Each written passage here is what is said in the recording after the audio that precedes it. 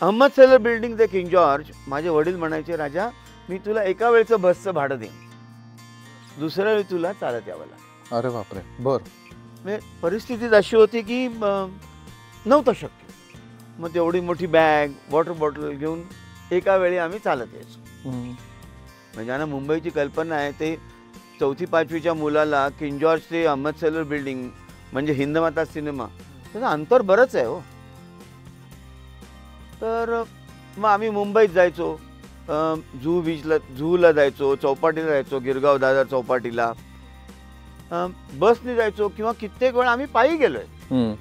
आणि नंतर मी एओसिन्सी झालो आणि त्याच मुंबईच्या विमानतळावरती एअरफोर्सच्या ॲव्रो विमानाने मला उतरवलं. तिकडनं मला हेलिकॉप्टरनी कुलाब्याला नेलं.